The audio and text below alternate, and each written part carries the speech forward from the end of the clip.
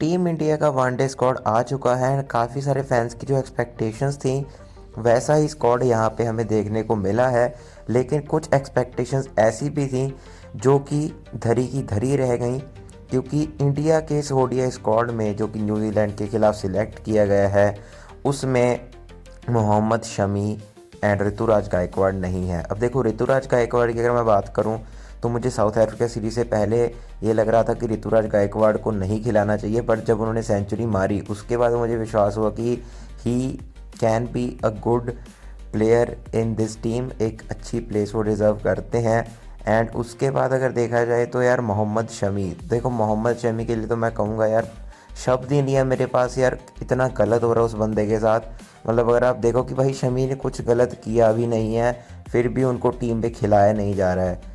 ऋतुराज गायकवाड़ का फिर भी मैं कहूँगा समझ में आता है कि चलो श्रेयस अय्यर की वापसी हुई है वनडे टीम में, ये भी एक बड़ी न्यूज़ है, काफ़ी खुशी है उस चीज़ की, उनका समझ भी आता है। बट एटलीस्ट आप उनका नाम तो रख सकते थे बैकअप के लिए, वो आपने नहीं रखा।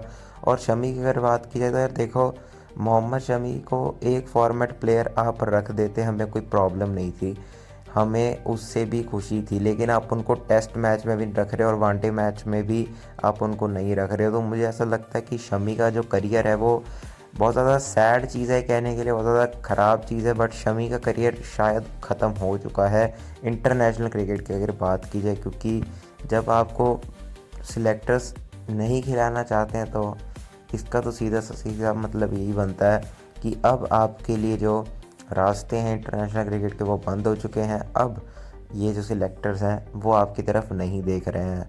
काफ़ी सारे टीम के जो सिलेक्टर्स हैं वो ये भी निराश थे इस चीज़ से, सुनने में आ रही थी ये चीज़ जो कि सिलेक्टर्स हैं कि शमी को होना चाहिए था, लेकिन शमी नहीं खिलाए गए और अजीत अगरकर की भाई पॉलिटिक्स फिर से इस बार जीत गई, तो इस चीज़ का दुख भी है काफ़ी ज़्यादा। लेकिन अगर उसके अलावा स्क्वाड की बात की जाए तो रोहित शर्मा विराट कोहली अपना कमबैक कर रहे थे, कोई माइकल लाल नहीं है, कोई अजीत अगरकर गौतम गंभीर नहीं है जो इनको हटा सके, श्रेयस अय्यर कमबैक कर रहे हैं, केएल राहुल स्क्वाड में है, मोहम्मद सिराज की वापसी हो रही जो कि बहुत ज़्यादा ज़रूरी थी। मतलब साउथ अफ्रीका के स्क्वाड में बिना मतलब कि सिराज को निकाल के उनको वन फॉर्मेट प्लेयर बनाना चाहते थे टेस्ट में, but Siraj is back in one days. Harshit Rana तो भाई कैसे नहीं हो सकता है, गौतम गंभीर का फेवरेट बंदा है वो। अर्शदीप सिंह यहाँ पे हैं, जसप्रीत बुमराह एंड हार्दिक पांड्या, ये दोनों बंदे एक बार फिर से जो हैं जा चुके हैं रेस्ट पे, और वनडे सीरीज़ जो है एक बार फिर से ये नहीं खेलने वाले। मतलब ये तो मेरी समझ से बाहर है कि यार किस तरीके की तुम रेस्ट दे रहे हो। मतलब हार्दिक पांड्या तो पहली एक फॉर्मेट खेल रहा है, जसप्रीत बुमराह का चलो समझ में आता है वर्कलोड मैनेजमेंट ये कर रहे हैं, बट यार इसके बाद जो T20 सीरीज है उसमें जसप्रीत बुमराह खेलेगा, फिर वर्ल्ड कप में वो खेलेगा, तो वो चीज़ ठीक है। लेकिन यार मुझे ऐसा लगता है कि वनडे क्रिकेट में जसप्रीत बुमराह का होना ज़रूरी है। अगर तुम चाहो तो उसको 5 T20 में से ये जो 3 वनडे खिलाओगे उसकी जगह पे 5 T20 मैच में से 3 खिला देना, 2 में रेस्ट दे देना, वो भी तो अच्छी चीज़ है। But I don't know India क्या कर रही है। और हार्दिक पांड्या के तो उन्होंने फालतू में ही वन फॉर्मेट प्लेयर बना रखा है T20 का, और यहाँ पे मुझे लगता है वनडे उसको खेलना चाहिए बट खिला नहीं रहे हैं। बट वेस्ट विशेस भाई कि ये भी T20 में अच्छा करे, क्योंकि वहाँ भी इनका इंपॉर्टेंट रोल होगा। और बाकी रविंद्र जडेजा भी है स्क्वाड में, ये भी अच्छी बात है, जडेजा खेलेगा, सुंदर खेलेगा, नीतीश रेड्डी भी है वहाँ पे, उसको भी खिलाना पड़ेगा बिकॉज ज़रूरी है खेलना उसका, बट चांसेस थोड़े से कम है क्योंकि सुंदर और जडेजा 2 ऑलराउंडर्स हैं। एंड उसके अलावा यशस्वी जायसवाल भी है स्क्वाड में, उसको बैकअप ओपनर रखा है। Then Shubman Gill makes his comeback as the captain of the team.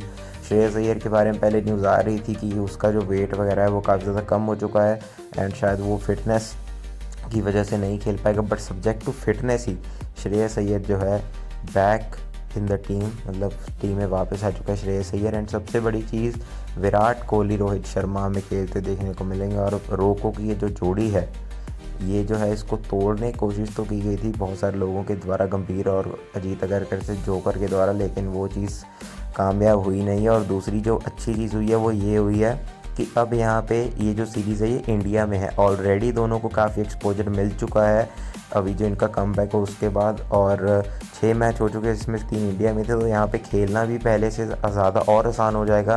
तो एक्सपेक्टेशंस हैं कि विराट कोहली और रोहित शर्मा दोबारा से एक अच्छी इनिंग्स प्रोड्यूस करके दे सकते हैं।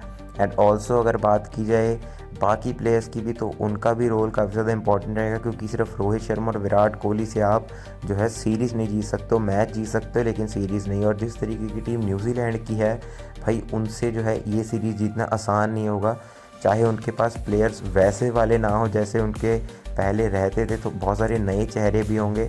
बट स्टिल देखो, न्यूजीलैंड वो टीम है जो हमें पिछली बार जब हम इनके खिलाफ घर पे खेले थे तो हमें टेस्ट मैच में हरा के गए थे। तब रोहित और विराट दोनों खेलते थे टेस्ट क्रिकेट। एंड ये मैं कहूँगा कि काफ़ी ज़्यादा एक इंपॉर्टेंट चीज़ है ध्यान में रखने वाली, कि लाइटली तो न्यूजीलैंड को बिल्कुल नहीं लेना है। और मज़ा आएगा सीरीज़ में। 11 जनवरी को पहला वनडे होगा जहाँ पे हमें रोहित एंड विराट की रिटर्न देखने को मिलेगी, तो उसके लिए एक्साइटमेंट काफ़ी ज़्यादा, और एक्साइटमेंट मुझे भी हो जाएगा। अगर आप इस वीडियो को लाइक कर दोगे, चैनल को सब्सक्राइब कर दोगे, and my will meet next till then have a good time and stay tuned.